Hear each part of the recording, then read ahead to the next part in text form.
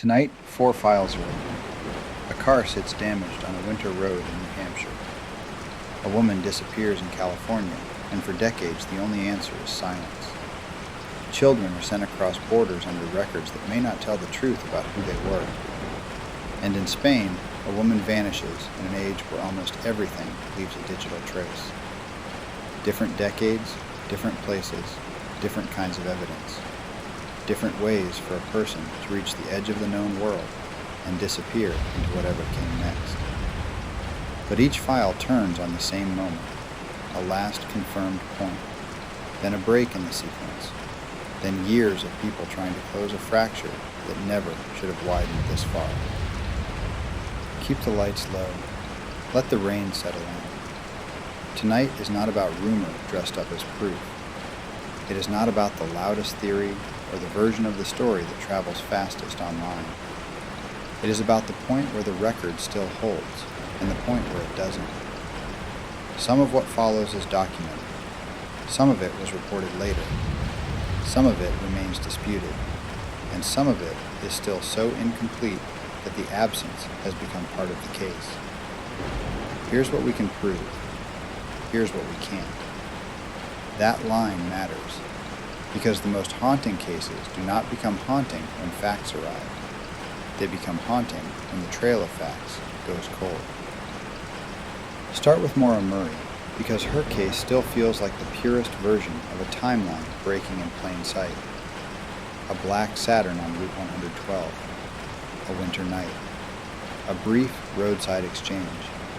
A few minutes that should have led somewhere. And then nothing anyone can close cleanly.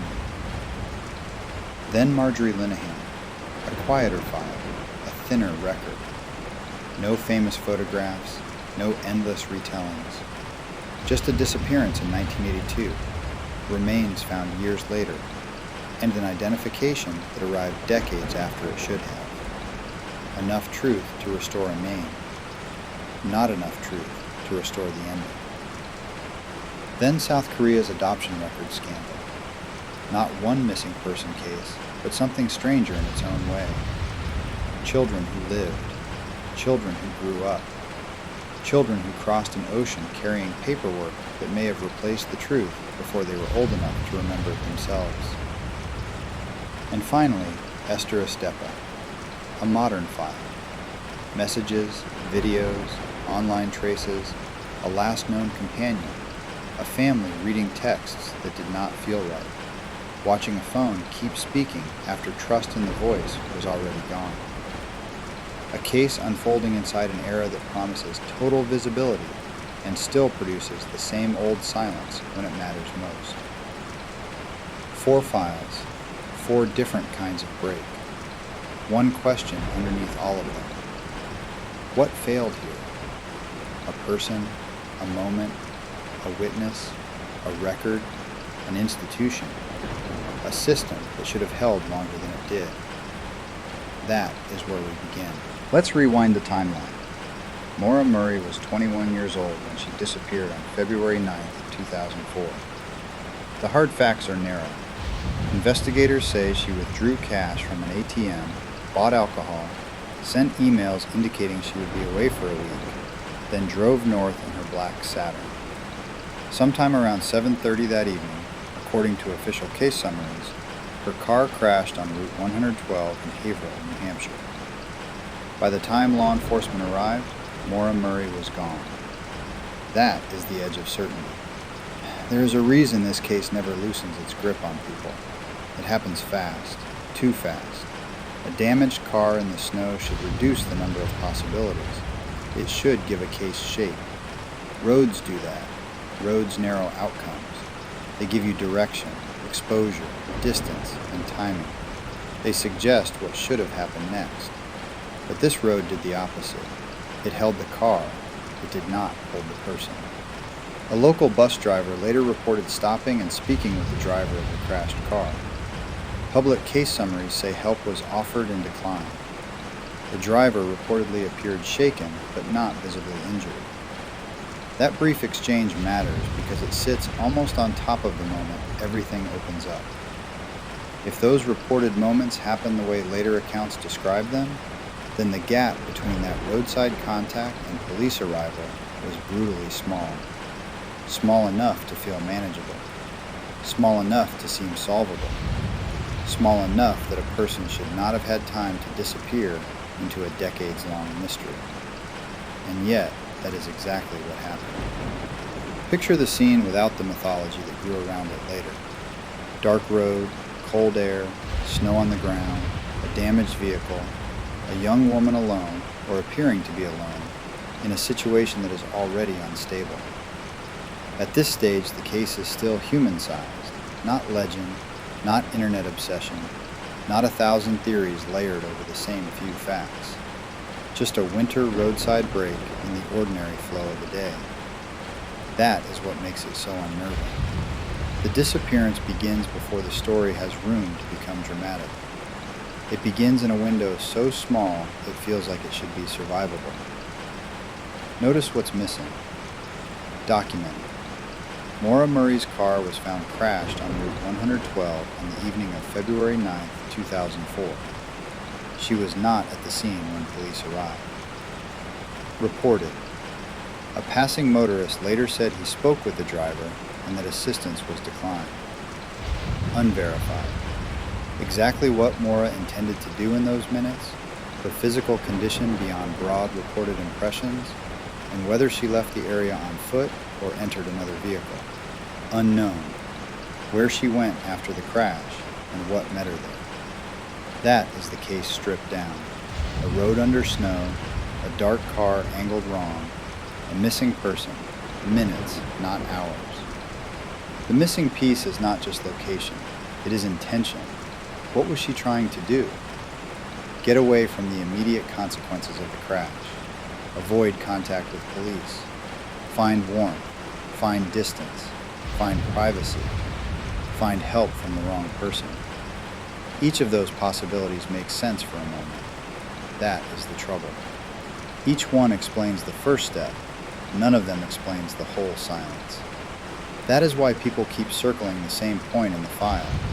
Not because they enjoy speculation, because the case seems to promise that one more look will finally make the shape of it appear. But every pass through the facts ends the same way.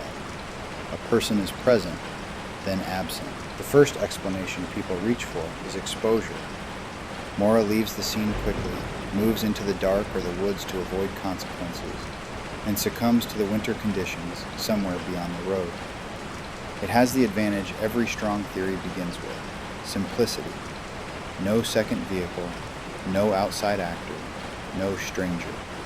Just panic, cold, darkness, terrain, and a bad choice made inside a narrow window. It fits the road. It fits the timing. It fits the fact that she was gone before police made contact. But there is a reason it has never fully settled the case. The longer the years passed without a definitive recovery, the less complete that explanation felt. Confidence. Medium. It explains departure. It does not explain the full length and emptiness of what followed. The second explanation is that Maura accepted a ride or otherwise entered another vehicle after the crash. That theory solves a different problem. It accounts for speed. It explains how someone can disappear from an exposed roadway without leaving behind the kind of immediate physical resolution people expect. It also respects a simple human fact. Cold makes people choose quickly. Embarrassment makes people choose badly. Fear shortens judgment. If she wanted distance fast, a passing car could have offered it. But again, the theory stops where the record stops. There is no publicly confirmed transfer, no verified driver, no later discovery that lets the idea harden into proof. Confidence, low to medium. It explains speed. It does not explain destination. The third explanation is foul play at or after the break in the roadside timeline. This theory persists because the outcome is so large compared with the visible facts. A small scene, a small window, a huge silence. That imbalance makes people feel that another person must have entered the story. And it is true that official public summaries do not close the case with any proven account of what happened after Maura left the crash scene. But persistence is not proof. Confidence, low. It is a possibility sustained mostly by the size of the unanswered gap. And that gap is exactly what keeps the case alive. Not because the file is empty, because it isn't. There is enough in it to keep hope moving, enough in it to keep doubt moving, enough in it to keep every explanation half standing and half collapsing. That may be the most unnerving structure a case can have. Not absence everywhere, a stable center with a missing bridge. Authorities have returned to the case repeatedly over the years. That matters. It means the file was never allowed to become emotionally famous and administratively dead. It remained active in the one way that counts. The record itself never reached a proper ending. Here's what we can prove. Here's what we can't. We can prove where the car was found. We can prove the break in the timeline happened fast. We can prove Maura Murray has never been found. We cannot prove which direction she took after the crash. We cannot prove why she chose that direction. We cannot prove what interrupted the known sequence once it left the road. That is why the case lingers, not because it is loud, because it is narrow in exactly the wrong places. A car cooling in the snow, a road with nowhere obvious to hide, a brief roadside contact, a young woman, then nothing anyone can close. Let's rewind the timeline. Marjorie Linehan enters the second file almost as the opposite of Maura Murray.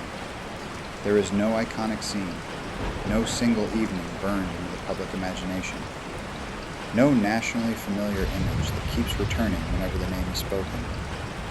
The file is quieter than that, thinner, dimmer.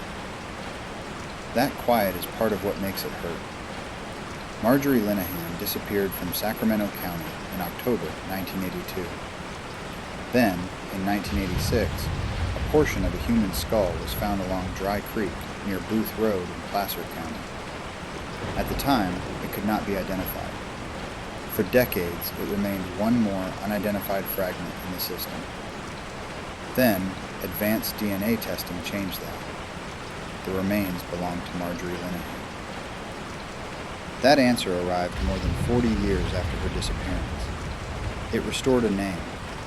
It did not restore the missing hours, the missing route, or the missing ending. For a family, that kind of answer is brutal in a specific way. You are given certainty and denied closure at the same time. The unknown remains are no longer unknown, but the life between disappearance and death remains mostly in shadow. What happened? Where it happened? How it happened? Whether someone else was involved? The identification does not answer those questions. It sharpens them. There is something especially cold about science arriving as the first real breakthrough in a file. No witness deciding to talk. No confession. No long hidden letter. No recovered memory that finally locks into place. Just a lab reaching across decades and saying, this part of the story has a name now. That is progress, but it is also an indictment of time. The system held the remains. The system held the missing person file. For years, it did not know the two belonged to the same woman. Think about what that means. For decades, Marjorie Linehan existed in two incomplete forms. A missing person in one part of the record, unidentified remains in another. Neither file could complete the other. That split is part of the dread.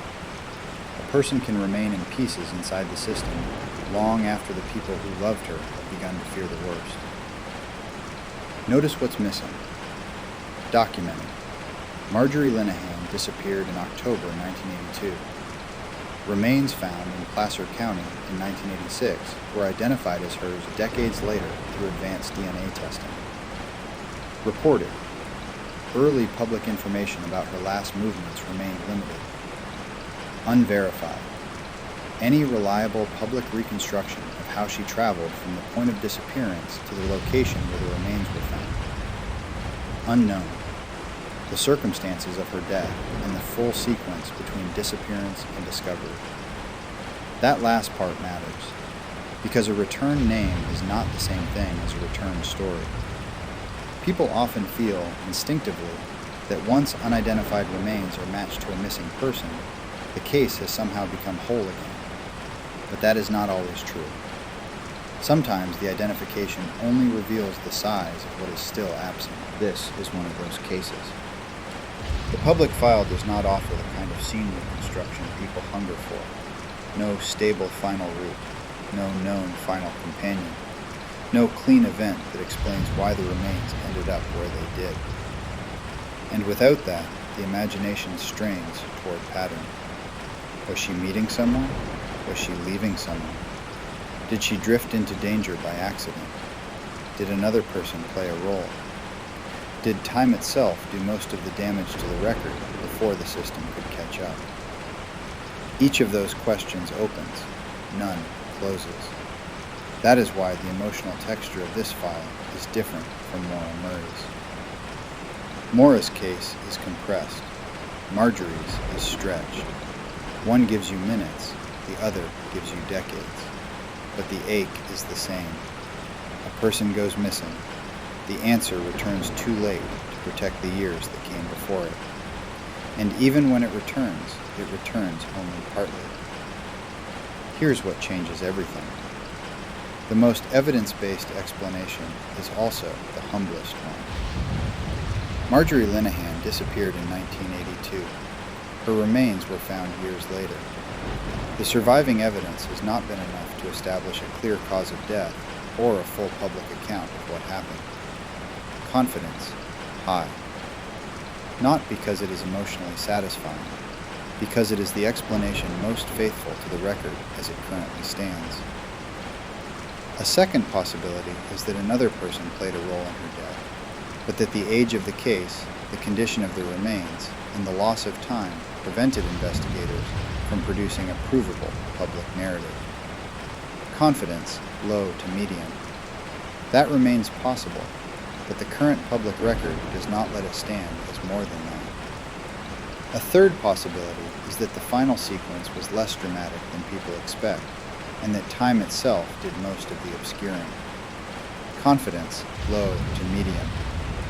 Cold cases often survive not because the truth was especially theatrical, but because the record degraded faster than the questions did. What makes the Linehan file so haunting is that all three explanations can coexist without defeating one another. The first admits the limits of evidence. The second respects the possibility of a darker answer. The third respects the way time can erase the path to even an ordinary tragedy. That means the file does not fail in one clean place. It fails across years. What changed this case was not a witness or confession. It was a name being restored by science. That matters. It means the case did move. It means the system did, eventually, learn something real. But it also means the most powerful answer arrived in the quietest possible form. Not an ending, a correction. We can prove Marjorie Linehan's remains were identified. We cannot prove exactly what happened between her disappearance and her death. That difference is the whole case. And there is another cruelty inside it. For families, delayed truth does not behave like ordinary truth. It does not arrive at the right emotional speed.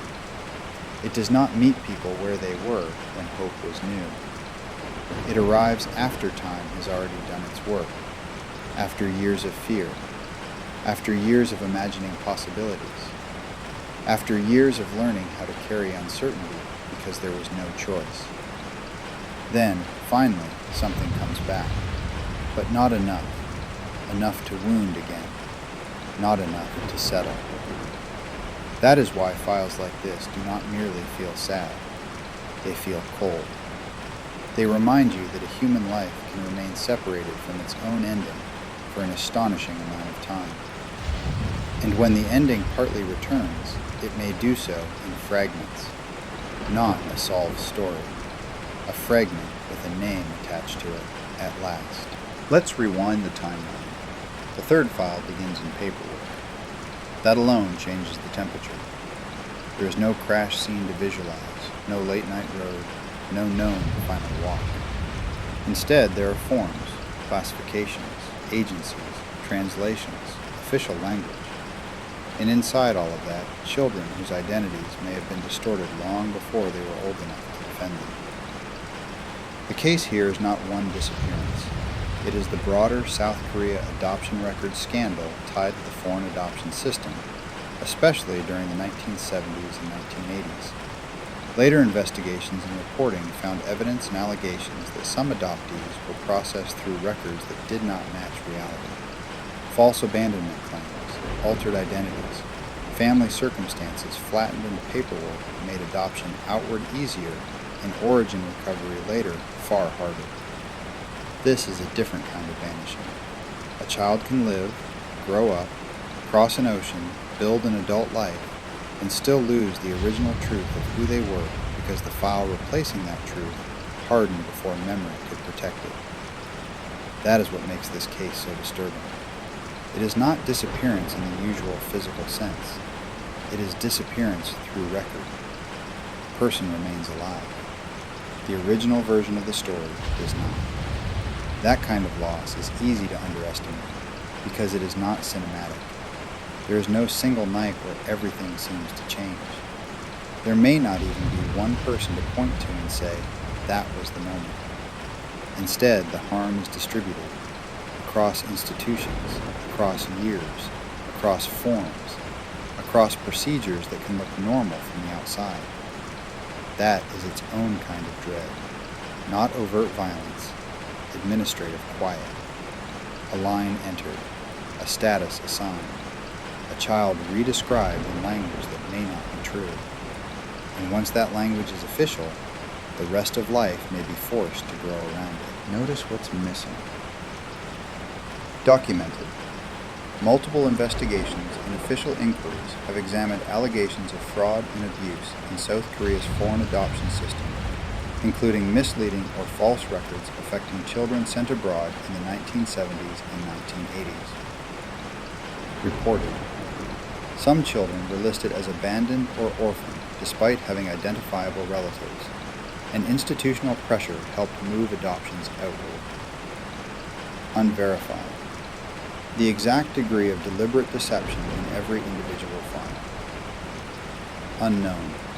How many original identities can still be accurately reconstructed, and how many were altered beyond repair? That last line is the one that stays with you. Beyond repair. Because it means some truths may not be waiting to be discovered at all. Some truths may have been thinned out, translated over, refiled, simplified, and repeated until the original version no longer survives in complete form. That possibility changes everything. A person searching for their own beginning is no longer just missing a document. They may be moving through the remains of a story that was rewritten before they could ever remember it for themselves. This is why the file belongs in Long Lane 1, even though it is broader than one named disappearance. At its center is still a last confirmed point. Only here, that point is administrative. A child enters a system. A status is assigned. A name may be changed. A line of family history is interrupted. Then the altered paperwork begins to function as reality.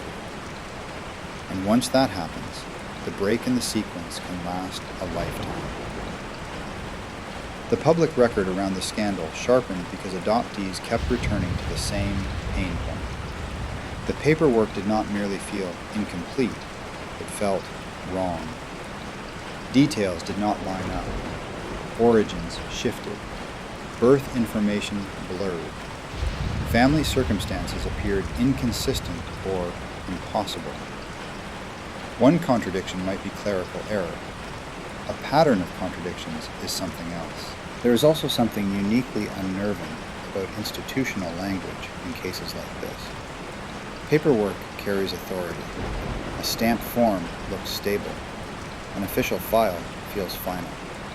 A translated record feels trustworthy simply because it passed through systems built to preserve information. But if the paperwork itself is the damaged object, the person living under it loses more than accuracy. They lose the structure that should have protected continuity. That is why this scandal feels so cold.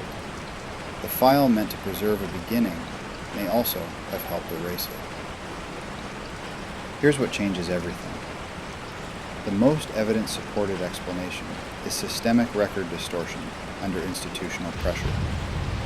Patterns in later investigations and reporting suggest false abandonment claims, altered identities, and paperwork shaped in ways that helped overseas adoption proceed while making original family histories harder to recover later.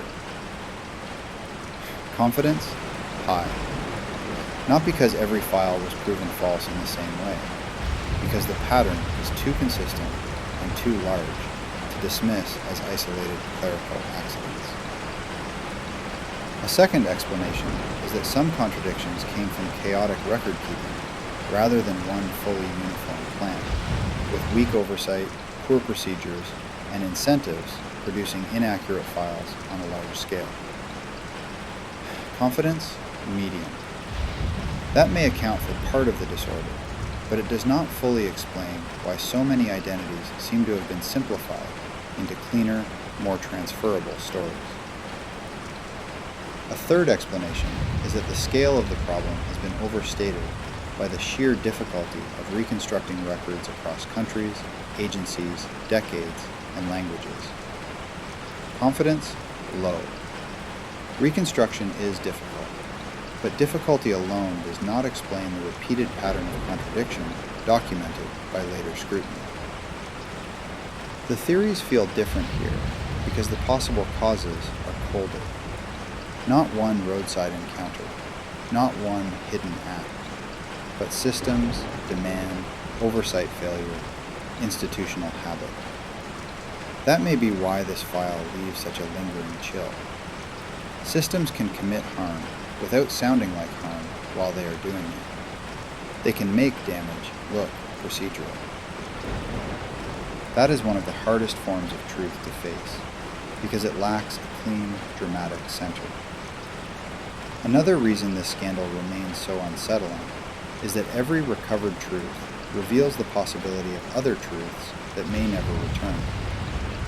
One corrected file proves the paper trail was breakable. It also suggests how many other paper trails may still be wrong. One reunion is a victory. It is not a census of how many people remain unreunited.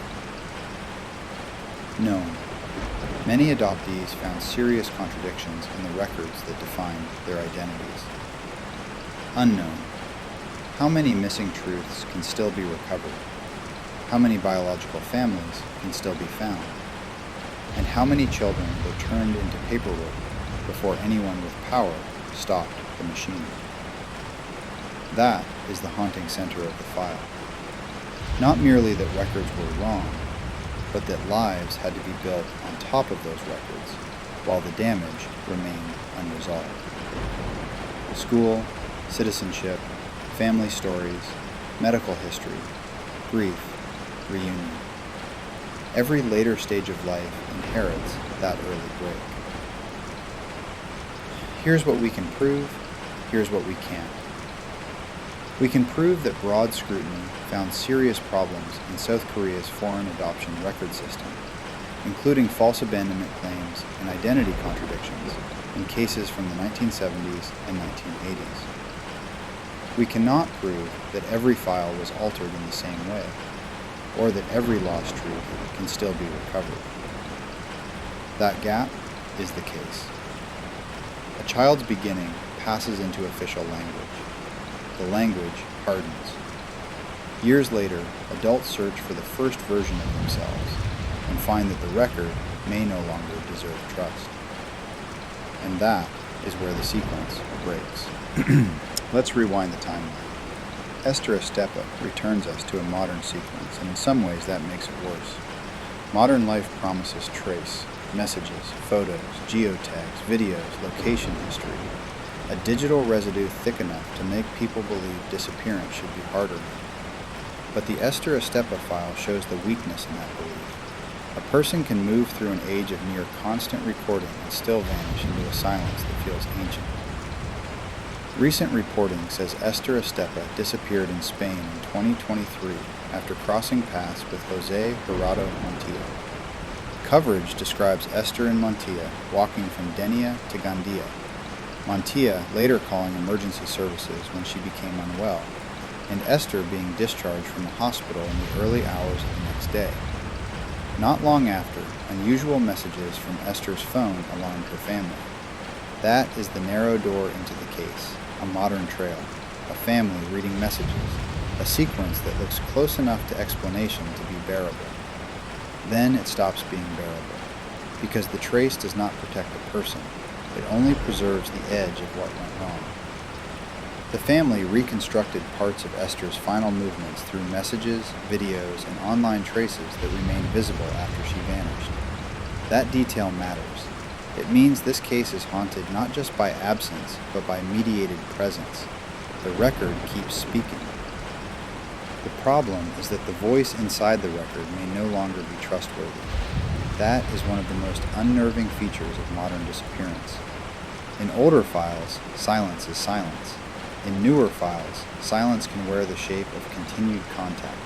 A phone lights up, a message arrives, a story is given. The family reads it and feels immediately that something is wrong. That split between formal signal and human recognition is chilling.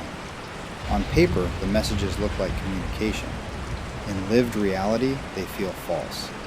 And if the people closest to the missing person feel the voice is wrong before they can prove why, the technology has not clarified anything. It has only delayed the moment the story turns honest. Notice what's missing. Documented. Esther Estepa disappeared in Spain in 2023. Her family reconstructed parts of her final movements through digital traces, and Jose Gerardo Montilla was the last publicly known person with her. Reported. Messages from Esther's phone suggested a new life elsewhere, but her family believed those messages were out of character and not credible. Unverified. A fully complete public reconstruction of Esther's final hours after the hospital discharge. Unknown. The exact sequence by which the last documented contact became a homicide case rather than a disappearance alone. The file deepens further when Montilla's background enters it. Recent reporting says he had previously been convicted in Spain for 4 murders committed in the 1980s, later reinvented himself online, and is now incarcerated while awaiting trial in connection with Esther Estepa's death and another homicide case. That history does not itself complete Esther's final sequence, but it changes the emotional pressure of the file instantly. A digital persona that once looked ordinary, or lonely, or harmless, is reread under a darker light. That is one of the defining terrors of the modern case. Presentation is easy. Interpretation is lazy. An online persona can invite confidence far faster than reality deserves. This is the part where the modern world becomes eerily theatrical without becoming any less real. A person curates himself for strangers, posts, speaks, appears accessible, appears human in the shallow public way platforms reward, and in doing so, may create an evidentiary shadow that survives longer than the intended image. The camera does not produce truth, but it can preserve a path toward truth that performance never meant to leave behind. Here's what changes everything. The most evidence-supported explanation is that Esther Estepa's disappearance became a homicide case centered on the last publicly known companion in her timeline, with the digital trail helping her family and investigators reconstruct movements that might otherwise have dissolved. But because the criminal case remains pending, parts of the final public narrative still have to be treated as alleged rather than fully adjudicated. Confidence, medium to high. The broad sequence is visible. The final, courtroom-tested version is not. A second explanation is that some segment of the timeline after the hospital discharge remains more complicated than the public narrative currently suggests, with actions, intentions, and movements not yet fully disclosed because the case is still procedurally active. Confidence, medium. That does not weaken the seriousness of the allegations. It simply respects the fact that legal truth and public storytelling do not move at the same speed. A third explanation, the weakest one, is that the digital component has exaggerated what is fundamentally an ordinary evidentiary case. Confidence, low. The online trail is not decorative here. It is central. It shaped how the family understood the danger and how parts of the final sequence were later pieced together. The theories land differently in Esther's case because the file is still live in a procedural sense. That changes the language. You can describe the sequence visible in reporting. You can describe the criminal posture. You can describe what the family noticed and what the digital trail preserved. But a pending case demands restraint. That restraint matters because modern true crime often races ahead of the record and pretends the public version of events is already complete. It isn't. Recent reporting says Montilla remains incarcerated and awaiting trial. Reporting also says Esther Estepa's remains were found in 2024. That means the case is still unresolved in the most literal way, not just emotionally unfinished, procedurally unfinished. We can prove the disappearance. We can prove the digital trail. We can prove the family's alarm. We can prove the present criminal posture of the case. We cannot present a final courtroom-validated ending before the record itself reaches that point. Known. Esther Estepa's last known movements were partly reconstructed through messages, videos, and other traces. Unknown. The exact, complete sequence of her final hours, the final motive structure a court will accept, and which small digital detail may yet prove more important than the public realizes. That is the modern dread at the center of the file. Everything leaves a trace. Almost nothing feels finished. And maybe that is the deepest modern chill. Not that violence still happens. Human beings have always known that. It is that violence can happen in an era of constant trace and still leave behind the same old feeling as a dark road in winter. There should be enough.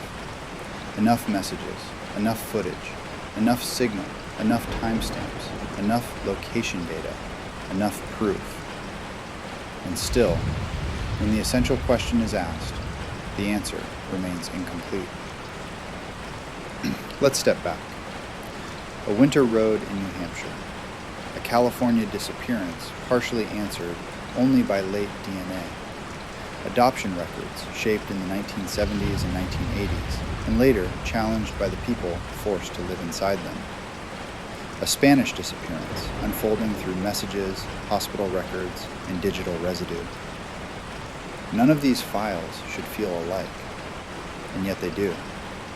Because each one reaches a place where the record should have done more than it did. That is what ties them together. Not one suspect type, not one era, not one form of harm. The limit of the record. In the Maura Murray file, the record fails in minutes. In the Marjorie Linehan file, it fails across decades.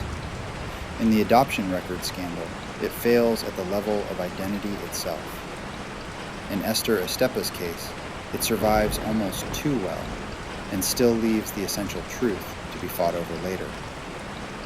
Different forms of silence, same wound underneath. The easiest mistake is to think cases survive because of their biggest mystery. Often they survive because of one smaller fact that should have been easy and wasn't. A decline of help, a fragment without a name, a false line in a file, a message that does not sound like the person who sent it. The case lives there, in the point where the simple thing failed. That is also why calm narration fits these files better than performance does. They do not need embellishment. Their power comes from order failing quietly. A road that does not continue normally. A record that does not protect what it should preserve. An answer that arrives too late. A digital trail that survives without becoming peace. The dread is procedural first, emotional second. That order matters, because the true chill in these stories does not come from spectacle. It comes from systems behaving almost normally while something irreversible is happening inside them. A police response, a crash report, a lab identification, an adoption file, a hospital discharge, a text message. These surfaces are ordinary. That is what makes them so frightening. Human catastrophe can pass through ordinary surfaces and still fail to be fully held by them. Known. All 4 files contain a hard, verified core. Unknown. The missing bridge that would turn those verified fragments into a complete human sequence. That is why people keep coming back to cases like these.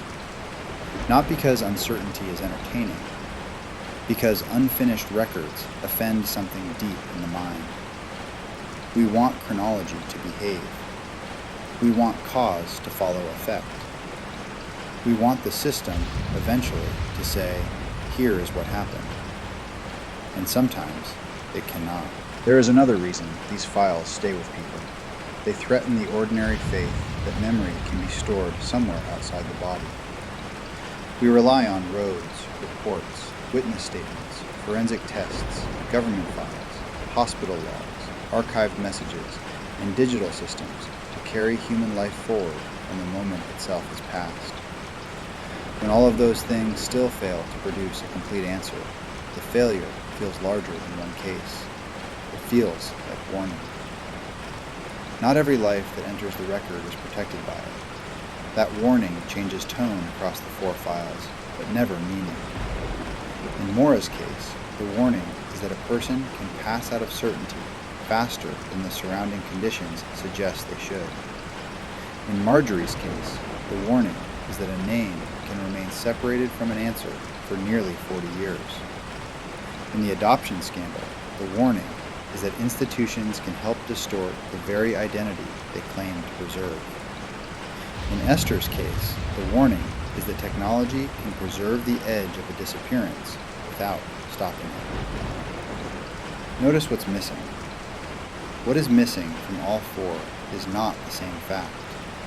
It is the same kind of bridge. The link that should connect the stable beginning to the unstable aftermath. Once you see that, the structure of each file becomes clearer. There is enough to start, enough to worry, not enough to cross. So where does that leave us tonight? Not with closure, not with one tidy thesis. With 4 reminders that truth can fail in different ways. It can vanish into weather. It can thin out in a weak file. It can be distorted by paperwork. It can survive as data without becoming peace. And there is one more thing. These files remind us that grief behaves differently when certainty is denied. A confirmed death is devastating, but an unresolved sequence produces a different form of suffering. The mind keeps returning, reordering, rereading, re-asking. A person who vanishes on a road remains frozen in motion. A woman identified decades later remains doubled in time, both absent and newly present at once. An adoptee searching for origin may feel the question move through every chapter of adult life. A family receiving strange messages from a missing loved one is forced to argue with the very medium that should be reassuring them. That kind of grief does not end cleanly because the record does not end cleanly. It becomes ritualistic. Look again, read again, map it again, play the sequence again. People do not do this only because they are obsessed. They do it because the case withholds the stopping point grief normally needs. If one detail from tonight's files keeps returning to you, it is probably the right one. Not the biggest detail, the stubborn one, the one that still refuses to settle. The few minutes on Route 112, the decades between disappearance and identification, the false or unstable line in a child's record, the messages that sounded wrong before anyone could prove why. Cases endure because one detail keeps resisting the explanation built around it. Sometimes that detail is almost insultingly small. A brief refusal of help, a nameless fragment, a box checked on a form, a sentence on a screen.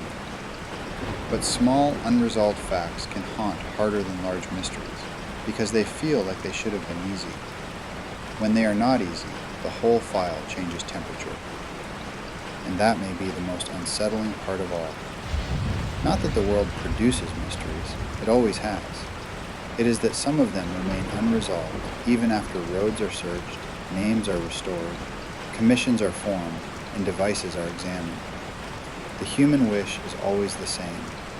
One more witness, one more page, one more test, one more location, one final answer. But sometimes the record reaches its edge and leaves everyone standing at the threshold. Maybe that is why certain case files become part of a person's interior weather. Not because they are the biggest or most famous, but because they reveal how fragile the systems around certainty really are. If a crash scene can fail to hold a person for more than 4 minutes, if a name can remain separated from an ending for decades, if a bureaucracy can distort the origin of a child, if a digital trail can survive without producing immediate peace, then certainty is thinner than it looks. That does not make records useless. Without records, these stories would be darker still. The crash scene matters. The lab match matters. The investigative reporting matters. The family reconstruction matters. The official inquiries matter. The legal process matters. The record remains our best tool against oblivion, but it is not magic. It can preserve, it can lag, it can mislead, it can fracture. Sometimes it has to be corrected from outside by the very people that failed first. Here's what we know. Here's what we don't. We know each file contains enough reality to wound. We do not know the final missing step in all of them. We know families, investigators, adoptees, journalists, and institutions kept returning because the original answers were not enough. We do not know whether every hidden truth left behind a recoverable trace. We know evidence can arrive late. We do not know whether late evidence can ever fully equal the time failed to protect. If you let that sit for a moment, the dread changes shape. It becomes quieter, deeper. The fear is not only that something terrible happened, it is that something terrible happened and then passed imperfectly through memory, procedure, and proof. Not one moment in the dark, a long aftermath that never aligns cleanly enough to tell the truth all the way through. So if you are still listening, sit with the part of the record that feels most unstable to you. The road, the remains, the file, the messages. Ask which one feels most unbearable and why. The speed with which a person can disappear from a scene that should have held them longer. The thought of a name returning decades after the world stopped looking closely. The possibility that a person's beginning could be translated into paperwork that no longer deserves trust. The modern horror of seeing a digital trail survive without becoming resolution. And then ask the quieter question underneath all four. What is worse, that the truth vanished, or that it passed through roads, files, names, screens, and official language, and still slipped through every hand trying to hold it?